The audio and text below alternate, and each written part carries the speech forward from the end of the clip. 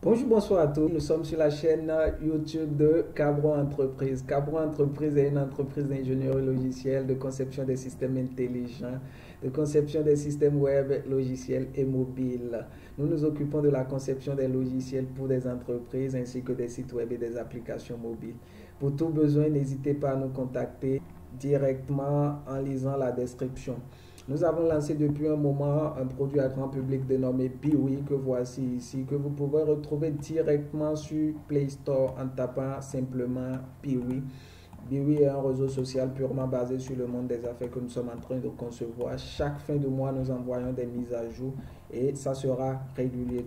Nous nous retrouvons dans quelques secondes pour la présentation de la vidéo d'aujourd'hui. N'hésitez pas à vous abonner à notre chaîne YouTube et à partager massivement avec votre entourage. Alors aujourd'hui, nous allons répondre au fait à un de nos membres, un membre de la communauté Cabro Entreprise, qui nous a demandé de faire une vidéo au fait pour l'aider au fait à stocker au fait des données récupérées par un formulaire dans un fichier TXT. Alors pour le faire, nous allons utiliser au fait la classe QFile. La première des choses à faire au fait, c'est de vérifier dans le point pro que vous avez inclus la bibliothèque COGU. D'accord? C'est la première des choses à faire. Dès que vous le faites, vous faites CTRL S. Ensuite, vous venez ici. Ce que nous allons faire ici dans ce tutoriel, d'accord? Nous utilisons toujours le même projet que le projet tutoriel qu'on a l'habitude d'utiliser. Donc, ce que nous allons faire ici, on va agir au fait sur ce bouton au fait. Donc, on clique sur ce bouton dans les vidéos précédentes. Qu'est-ce qu'on faisait? On ouvrait une nouvelle interface au fait.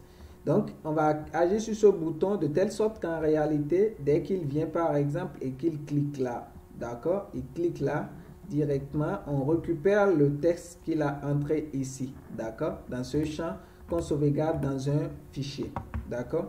Donc, pour ce faire, je vais fermer ici. J'avais un truc ouvert. Nous irons d'abord dans notre projet, nous rassurer au fait qu'il n'y a aucun fichier au fait, d'accord? Et nous, on va créer le fichier, d'accord? Et mettre du texte à l'intérieur. Donc, je vais ouvrir ici. Donc, quand j'ouvre ici, je viens là. Donc, je l'ai enregistré. J'ai créé mon projet ici, ici. Voilà. Donc, vous voyez, c'est le projet tutoriel. D'accord? Mais si on crée le fichier, il va mettre ça dans le build au fait. D'accord? Puisque le build au fait, c'est où se trouve notre exécutable. Donc, si on entre dedans, en principe, on doit pouvoir retrouver le fichier ici. D'accord? Vous voyez là, il n'y a aucun fichier. Il n'y a aucun fichier créé. Donc, nous revenons dans Qt ici. Donc, on va lui dire quoi? Quand il va cliquer au fait là, on récupère cette valeur qu'on enregistre dans le fichier. Donc, on vient là. Dans le CPP, voilà la fonction qu'on avait exécutée au fait. La fonction, on clique sur le bouton, voilà le code qu'il exécute. Alors, qu'est-ce qui va se passer? On vient d'abord dans le point H pour inclure au fait la bibliothèque concernée, la classe concernée, la bibliothèque concernée. Donc, je fais include ici QFile. Nous allons utiliser QFile pour le faire. Je fais CTRL S directement. Je viens dans le CPP ici, je vais lui dire quoi? La première des choses à faire, c'est de créer le fichier. Donc, j'appelle QFile. D'accord? J'appelle la méthode file. Et sur la méthode file, je crée mon fichier. Donc, je peux nommer ça mon fichier Madagascar. J'espère que c'est bien écrit TXT. D'accord? Donc, qu'est-ce qui va se passer? En réalité, il va regarder au fait, puisqu'il n'est pas précisé ici le chemin où il doit créer le fichier, donc par défaut, il va créer le fichier au fait dans mon projet. D'accord? Si je voulais, je pouvais mettre tout le chemin absolu au fait et il va le créer ailleurs. Hein. Mais moi, je veux le créer directement dans mon projet. D'accord? Donc, ici, qu'est-ce qui va se passer? S'il ne retrouve pas ce même nom de fichier, il va créer le fichier, mais pas directement comme ça. Il faudra qu'on fasse au fait une tentative d'écriture dans le fichier avant qu'il ne puisse le faire. Donc, on va vérifier au fait, puisque nous voulons au fait, avant d'écrire dans le fichier, nous devons ouvrir le fichier d'abord. Donc, on va vérifier d'abord si nous réussissons à ouvrir le fichier. If file, d'accord, l'objet qu'on a créé, file.open, d'accord. Là, par exemple, puisque nous voulons faire de l'écriture, on va appeler au fait la classe QIODevice, d'accord. Puisque nous voulons écrire là-dessus, on va appeler la méthode write only, d'accord.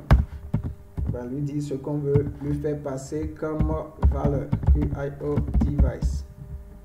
Wow. D'accord. Il va prendre du texte. D'accord. Alors, là, si l'ouverture marche, on écrit ici notre code.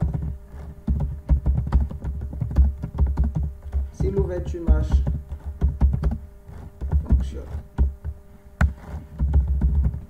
Donc, on écrit le code. Si l'ouverture ne fonctionne pas, il ne fait rien. D'accord?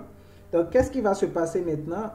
On va appeler la classe QTextStream. D'accord? On va créer un objet là-dessus. Je peux nommer l'objet écriture et lui faire passer en référence au fait notre fichier. Donc, toujours, maintenant, on va utiliser l'objet qu'on a créé sur la classe QTextStream, d'accord? Et on va envoyer des flux de données, d'accord? Je peux lui dire là, mon login. Donc, puisque ici, on avait récupéré la valeur du premier champ ici dans val 1, si vous vous rappelez. Donc, une fois l'écriture terminée, qu'est-ce que je dois faire? Je vais fermer au fait mon fichier, donc file.close, comme ça.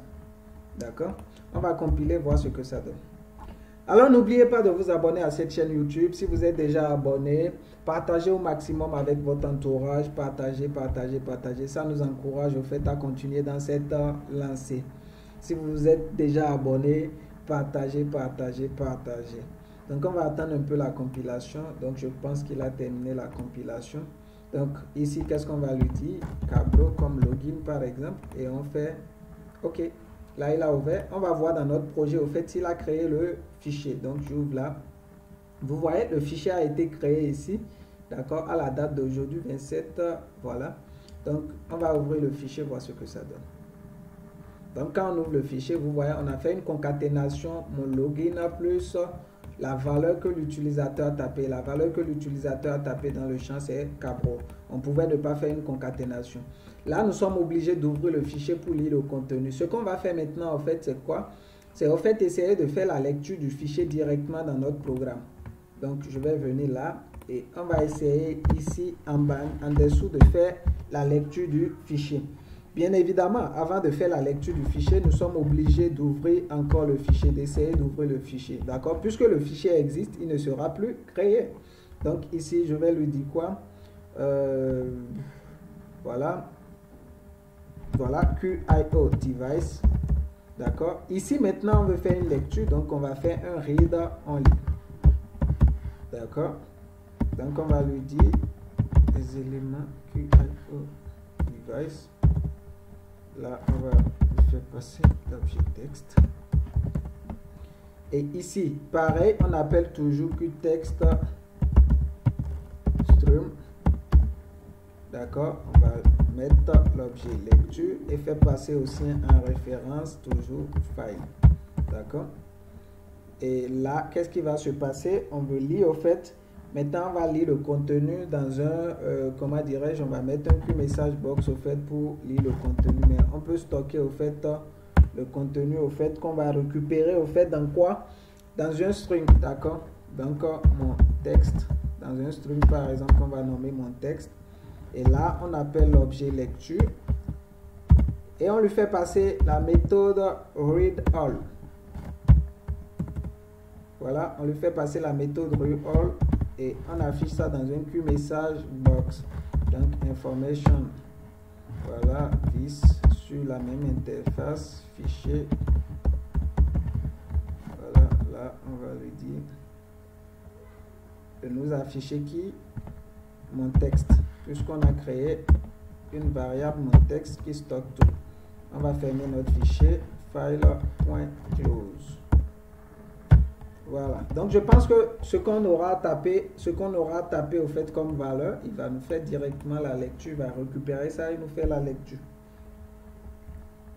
On patiente légèrement. Une fois encore, si vous n'êtes pas abonné à cette chaîne YouTube, n'hésitez pas à vous abonner. Donc je lui dis là par exemple Madagascar. Voilà. Et je fais, suivez bien, connexion. Vous voyez, mon login Madagascar. D'accord. Il récupère. D'accord. c'est bien normal qu'il écrase au fait l'ancienne valeur qui était là. D'accord? Donc, on va retourner dans notre fichier, nous rassurer qu'il a vraiment mis. J'actualise là. On ouvre le fichier et vous voyez mon login Madagascar. Alors, nous vous remercions d'avoir suivi en fait ce tutoriel. Nous espérons que ça va vous aider dans vos codes quotidiens. N'hésitez pas à vous abonner à cette chaîne YouTube. Encouragez-nous en partageant massivement le lien de cette chaîne YouTube avec vos proches. D'ici là, nous nous retrouvons dans quelques jours, dans quelques semaines en fonction de notre disponibilité pour de nouvelles vidéos. Portez-vous bien.